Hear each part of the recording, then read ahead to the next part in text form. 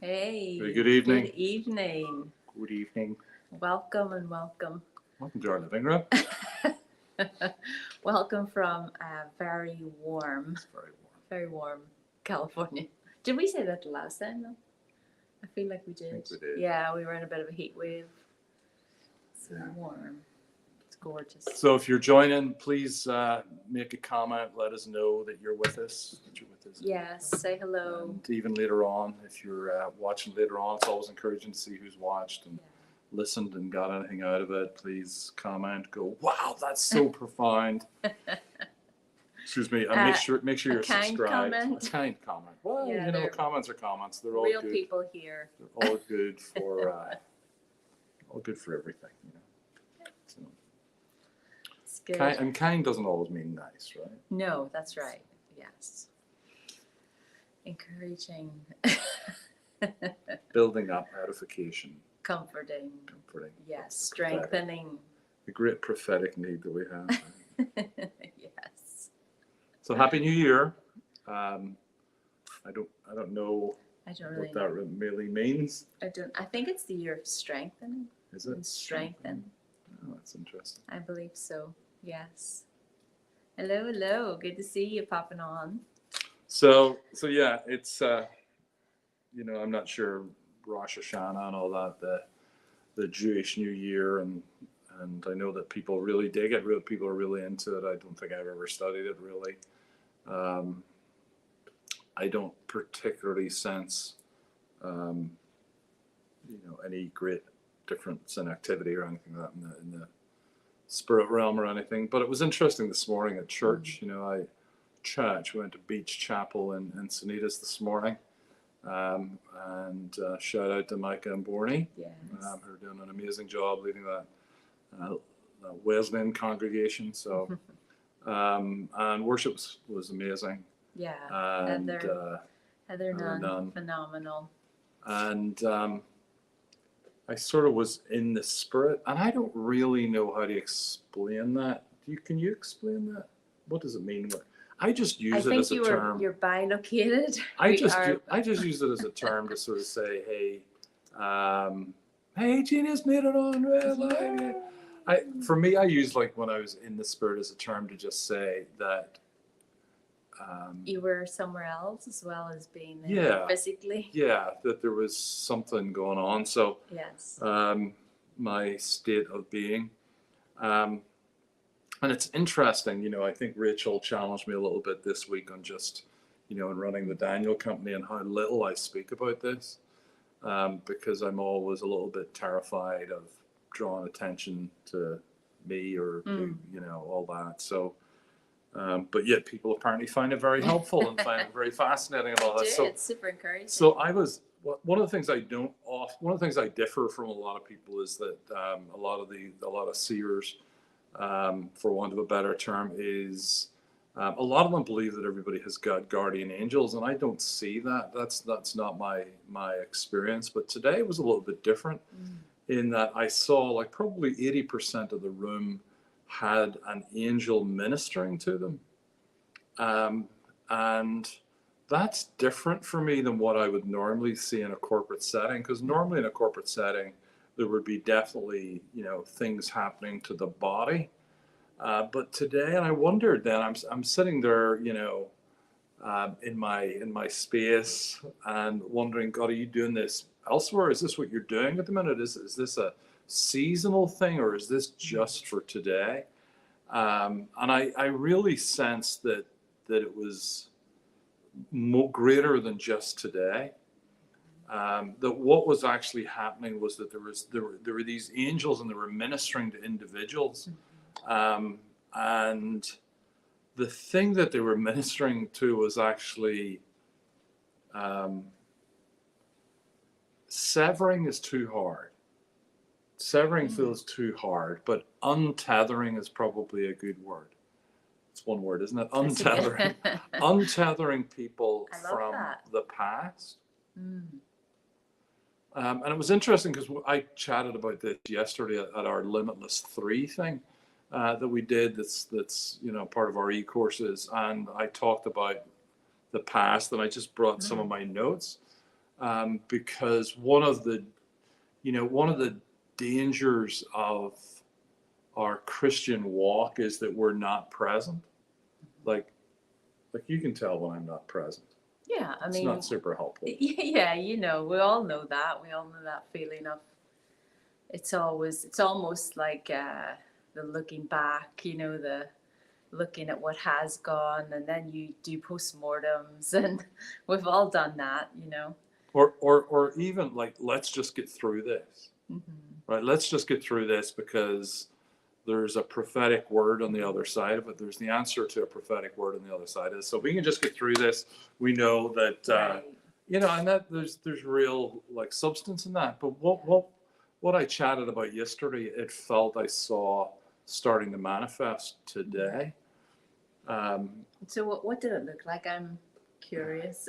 Is that too personal So what it looked like. So if 'Cause- I bring it down to the very for sort the of, rest of us? if I bring for the rest of the world. The rest of us muggles. What did it look like? So what it looked like was like just sort of gathering up, like from behind people, sort of gathering up like attachments to the past. And those attachments, I'm not talking about soul ties and all that sort of stuff that That's people get interesting. freaked out about, but it was definitely something, it was a kind of thing, I think, if it, anyway, it's kind of thing, if I had ran with it, we could probably have, If you could get an artist just to follow you, like someone, and draw what's happening, write this down. This is what I'm seeing. we could You pay could our rent this like month. like a cartoon artist or something. This is what's happening, and they could do a quick sketch. We could sell them and I could get my car fixed or something. That'd be amazing. So, but it was like, and what I'm doing for those that can't actually, for those that are listening and not watching, is it's like the angels were like behind people, or they had an arm or something like that behind people, and they were doing this sort of circular motion and gathering motion. It was like they were pulling something in and then rolling it up at the same time. You pulling something in and sort of rolling it up, pulling something in and rolling it up. Probably like a fishing line, that kind of, but it wasn't a fishing line. So, but yeah, that's kind of what they were doing, and I felt it was this untethering from the past. See, the thing is, the danger in charismania is that we're very, inner healing and past focused. Let's get over the inner healing and make sure that we're all inner healed. When even like the scriptures that people use for inner healing are all about your thinking, not necessarily your feelings. So it's really repenting and changing your thoughts and renewing your mind and all of that kind of stuff, which I'm a huge advocate for. The problem is that can sometimes, with the inner healing model and deliverance model, it can sometimes just keep us trapped in the past. And I think that was kind of my point, is just you can't kind of be kept in the past. And I realize some people have got some work to do about their past. I'm not saying there's no work to do, but it feels like, well, I'll get into it in a minute, but it's all, sorry. Yeah. I mean, I heard a good friend of ours, Isabel Allen, her name's different now, but she's remarried. But she talked about protecting your now, not living in. So I think as prophetic people, we have this tendency to, or if you're a perfectionist in any way, to look back and say, well, the wisdom of hindsight, we're all geniuses looking back. Oh yes, we could have done that better, and should have done this, could have, would have. Sorry, I just knocked your notes over. But it's this idea of always looking back, and it's not that we've nothing to learn from the past, but I think if we're lodged in regret about what we should have done, and we're not protecting our now, like I think the thing with even meditation and being still and bringing ourselves into that quiet space is that we're actually slowing down. If we learn to slow down and we learn to protect our now and focus on the Philippians 4, what Paul says, whatsoever is lovely, whatsoever is good. So I think it just ties into what you're saying about the past and being untethered. I think for a lot of us that would be fantastic. Yeah. You know. And of course, with the reality of the angelic is that they're not supposed to make it easy. They're just supposed to make it possible. You know, that was a little bit of wisdom that was given to me by an angel, that they're here to not make things easy. They just are here to make it possible. So I think that some of the work probably still needs to be done in the areas of our greatest spiritual warfare, which is right here. But part of it is so we're not a product of our past.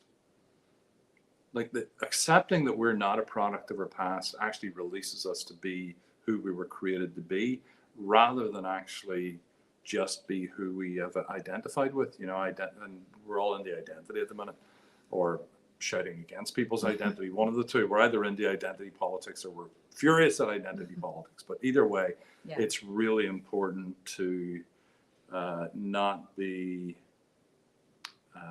trapped in our identities from the past, but actually in our identities from heaven, who we are from heaven's perspective.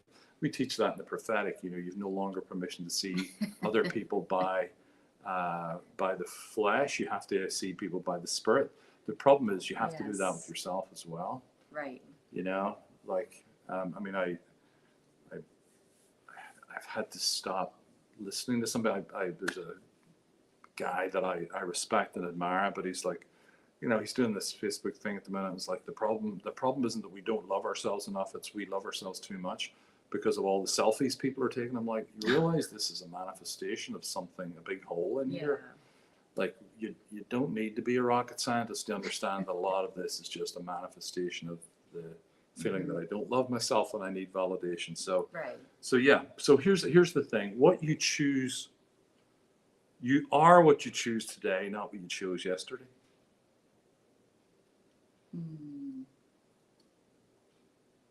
Right. So your identity is what you're choosing today, not all the past that's come against you. Within the New Age movement, there's been this. And one of the other things, let me just say this, is in a prophetic culture, we're always looking for the future. Like, and we have the risk is that we can have some idealized sense of the future because the present is hard.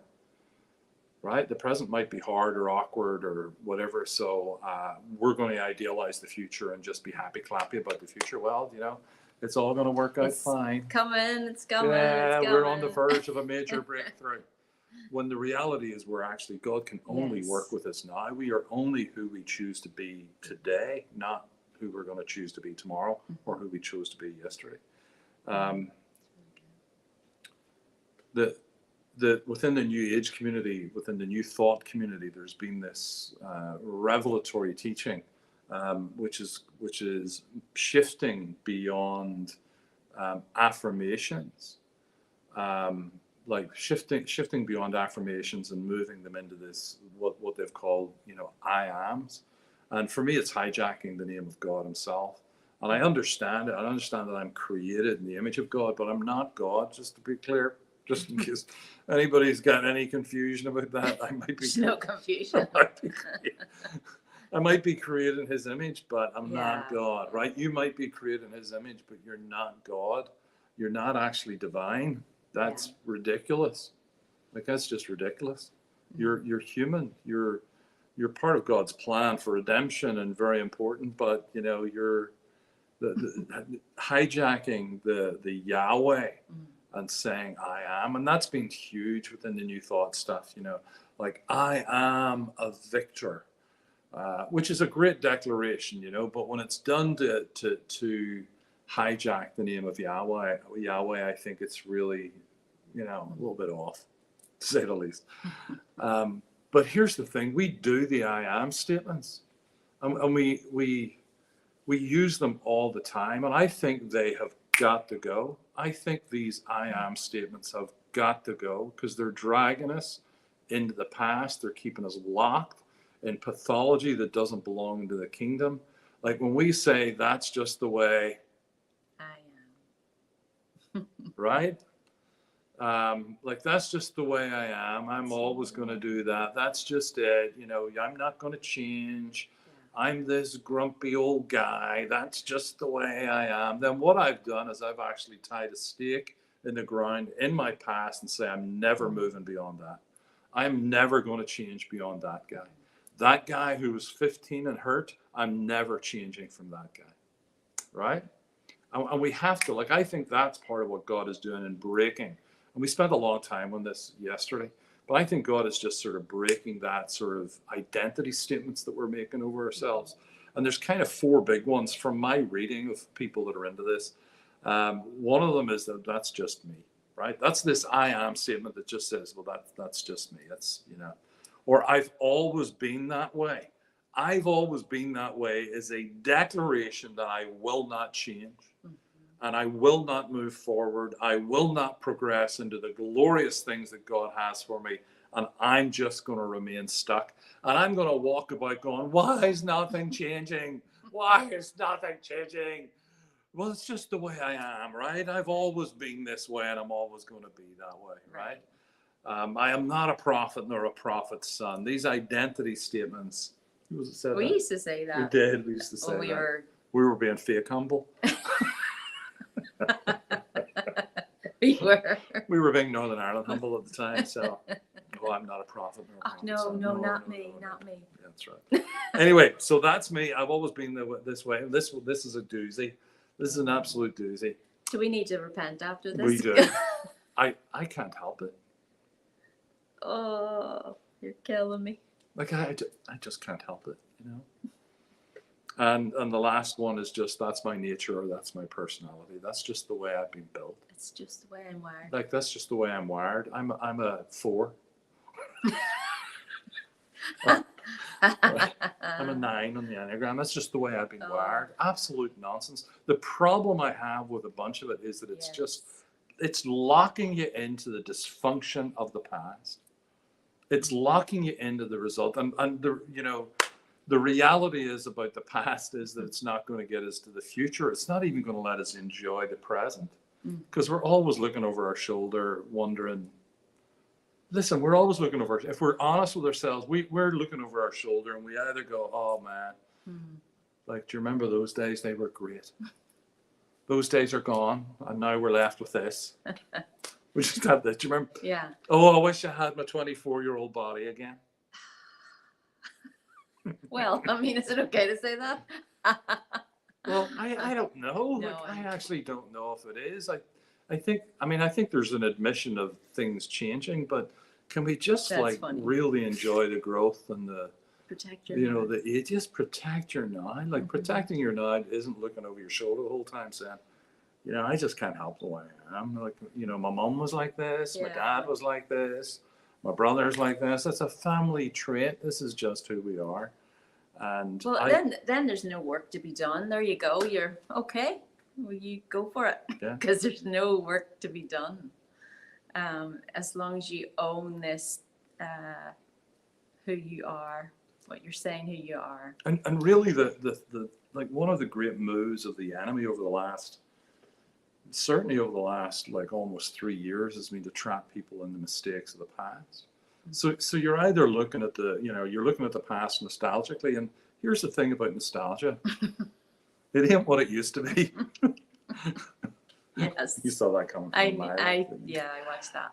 So, nostalgia just ain't what it used to be. Like, we're either looking back in that sort of nostalgic thing that keeps us trapped from believing in the more and the contending for more and all of that, or we're looking at the past full of regret and just guilt and shame and all those things, which are absolutely negative energy. They're negative, useless energy that builds nothing for it. Well, and I would say they also line us up to get ready to align us with the enemy. You were going to say the dark side. The dark side. It is the dark side. But so you can take a thought of regret. You can look back in the past, especially as we all get older, and see, I should have done that or could have done that, right? And then what you do is then you switch somewhere that thought gets into partnering. Then you just start to partner with an actual spirit, I think, like of self-pity. So what is most the thing that can trip you up the most? Is it self-pity? Is it, I don't know, I'm trying to think of other kind of things that people say that's just who I am. But so like self-pity or something like that, and it actually crosses over. So what I've noticed for me is that it actually becomes, like regret can then morph into a whole self-pity thing, and then you're just like so defeated because you can't see any hope of changing, and then you just keep adding to this thing, and I think Guilt's another one of those guilt's things, another right? thing. Yeah. Like, Yeah. I've been a terrible father. I was a terrible mother. I was a terrible friend. I was a terrible. And what we get is we get it all over. That's everybody's like, spend as much time as you can with your family. It's a bit late for some of us, just to be honest. Too late. Right, too late. That ship sailed. Someone should have told us that when we were just trying to put food on the table 25 years ago. That we're actually. Yeah. We're judging everything through a lens that's now rather than a lens of. Yeah. Actually, loving my family meant that I was out a lot. That's working. That was me loving my family. Yeah. And loving my family well. So, and that's. Yeah. That was the reality of us. That there was no. Yeah, it's good. Yeah. But yeah, guilt, shame, all those things without rationalizing, without justifying them. We can get into a blame, complain mode of operation where we're just doing, I think we're in a season. I think this new year, and please God, don't let it happen. Don't let it take a full year for us to get this. Right. But I think it's time to break the shackles of the past and actually boldly move into boldly be present each day. And choose what it is we're doing each day. I've been trying to keep this. I don't know what would you. Billy. I think I've kind of like embracing a little bit of stoicism recently. The stoic thought, and that I'm 57. You're young yet, love. You're young. Well, compared to others, I might be young. You're dead. So there's this kind of thing that if I'm going to change, I want to change in all the right ways. I don't want to be spending the next 30 years tackling the demons of the past and trying to unravel all the mistakes of the past. I would rather actually build something moving forward for the future, right? So that kind of stoic thought is I might not actually conquer the insecurities. Do you know it's only the insecure need security? Why is that? Because like the only people that need a miracle are the people that need a miracle, right? So it's if you're searching for security, you might actually never get it. I'm sorry, you might never get it. We might never get that security. But what we can choose to do is we can choose to say, here's the thing that I'm going for in my life, and I've certainly identified a couple of things that I'm prepared to sacrifice for, and none of them are material. There are a couple of things in my life that I'm prepared to sacrifice and spend everything, like leave it all on the field, right? Leave it all on the battlefield, leave it all on the pitch, whatever sports or war metaphor you want. I'm prepared to do that for these couple of things in my life. And I might not be able to get over ever the feelings of feeling, my point is, if I'm going to wait until I feel secure enough to move forward, that will not happen. Yeah. You just can't. Do it. You just got to do things scared. Yeah, do it on the way. Try to deal with all that on the way, but let's build stuff. Let's build stuff. Let's get the hell out of this region, right? Let's do the stuff that's actually in our hearts to do. Yes. Let's encourage the hell out of people. Like, let's reach across to people and say, hey, I know you're tired and weary, but come on, I got your back. Yes. There's a guy I follow, Officer Tatum. He's a conservative black dude on YouTube, and he has this hat which I almost bought the other day, and it's GGY6, and it's like God's got your six. It's like God has got your back. So let's do this as if God has actually he's protecting your back. Yeah, I love that. Isn't it really good? God's got your six. I just love it. So let's build stuff. Let's do stuff, right? Let's do stuff. Yes. Whenever I was, we first got married, and I was in school, And then after I finished school, I said to Ian, I'm going to start a business. So I started. Someone had asked you to. No, No, I'm going okay. to tell a story. Okay, sorry. So I'll keep it short, right? So I done all my training. I was going to do a wedding, whole wedding business, all that. And I realized after I did one wedding, I'm like, no, I don't want to do that. Oh no, that would drive me insane. So I'm like, Lord, what am I going to do? What am I going to do? I love working with my hands. I'm great when I'm building something. I'm great working with my hands. So I'm like, I could work with interior designers. I could do stuff, and I love interiors. And so I'm like, Lord, this was my fleece when I was 20 something.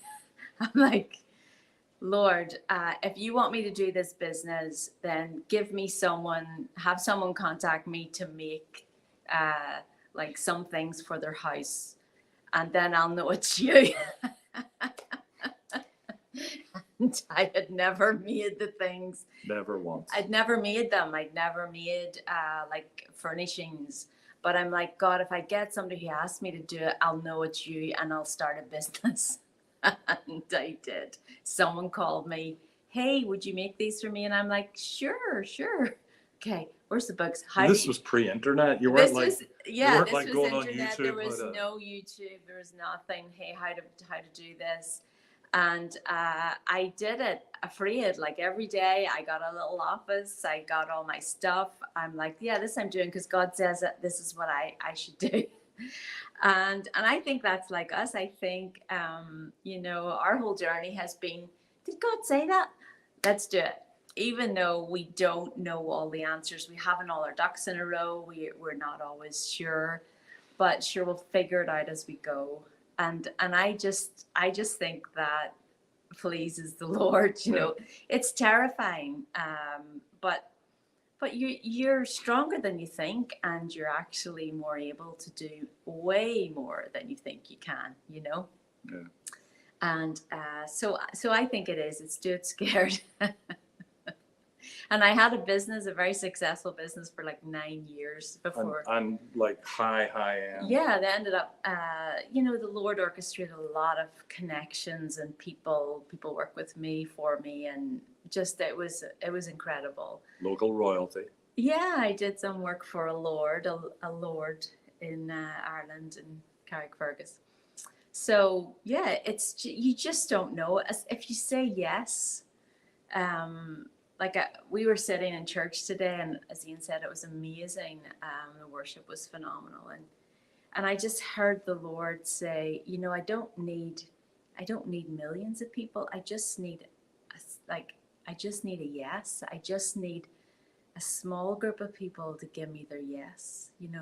I turned the world upside down with 12 who said yes, and I think of the ladies at the Golden Lampstand, and I don't know if you know Frances Metcalf, all those incredible women who worshipped and prayed for 50 years and had a physical door into the spiritual realm in their house. They had a physical door that when people walked through, they went into the spirit realm. And they were translated to countries as a group and did ministry. I mean, crazy stories. But they were completely sold out for Jesus. And I think God really doesn't need millions. He just needs yes. Yeah. He just needs our yes. So yeah, for those that were around in the 90s, there was an old Vineyard song, Light the Fire Again. Yeah. And I actually want to erase that, because there's something about it that is like, can you do that again? And again, I think it keeps us to the past, whereas I think we have to come up with, Eugene Peterson puts it like this, that we greet each day with the expectancy of a child and says, what's next, Papa? What's next? What's happening now? And instead of saying, could you do that again? Why not say, hey, just light the fire. Just light the fire. Mm-hmm. Just.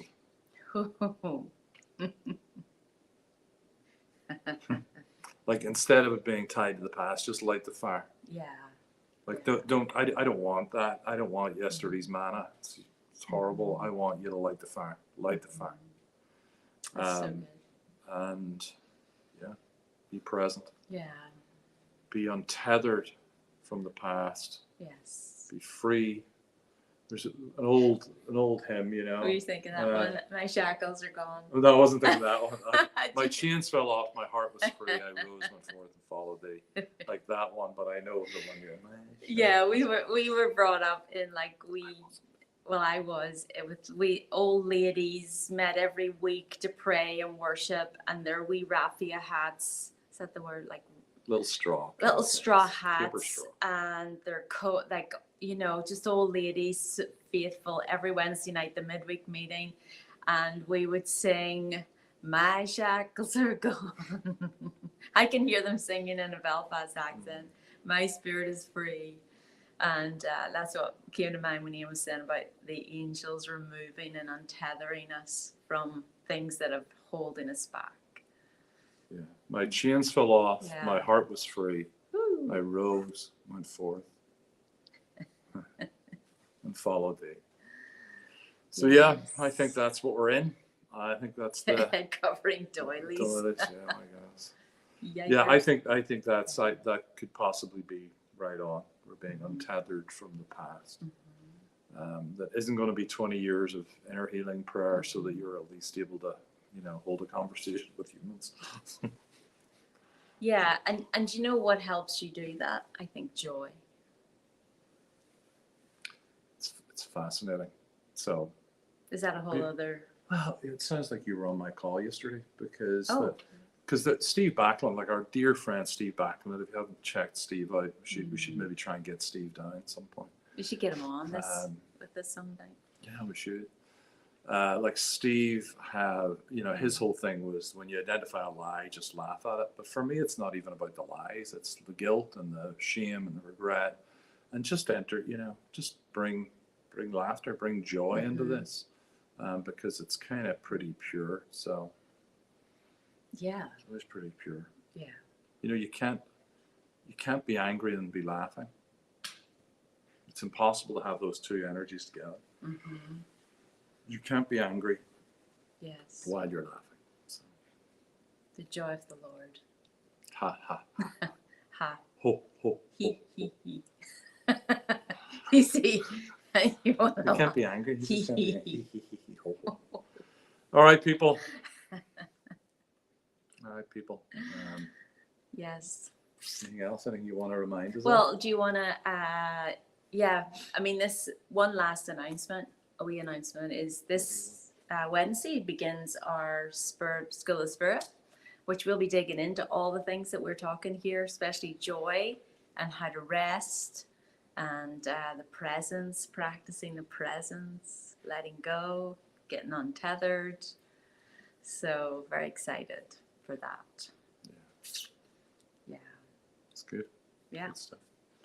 We're going to jump on so all our core contenders, should have the Zoom link. You're going to jump on.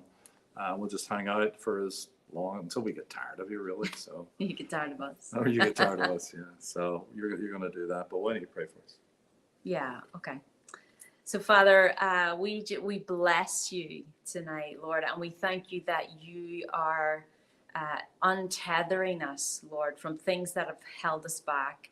I just see this picture of people in a race ready to go, but they're being held back. Like it's literally they're being held and they're chomping at the bit to run. And the Lord is unhooking. He's removing the hooks. He's removing the guilt, shame, regret. And we just break those things off. We break off the lies of regret. We break off the lies of the past that have keep us tethered.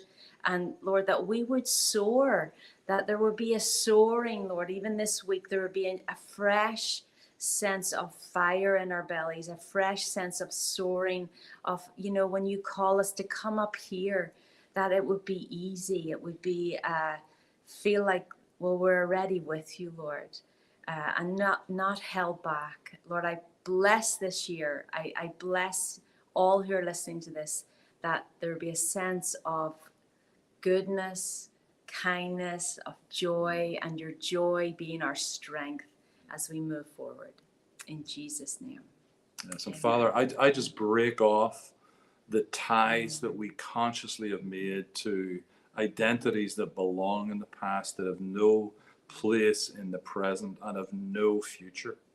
Those identities that we have been content to be stuck with because they're what maybe people have pinned on us, those labels that people have pinned on us, or those labels that we have pinned on ourselves. And God, I pray that you would give us freedom, that you would break off all these negative I am statements, and that you would give us freedom to boldly walk in all that we are called to walk in the fullness of our destiny and calling, in Jesus' name. Amen. Amen. Bless All right. you guys. Yeah, bless you. And we'll see you next week. And Core Contenders, give us a minute that we jump on the live call. That would be awesome. Have a great week, people. Have a great week.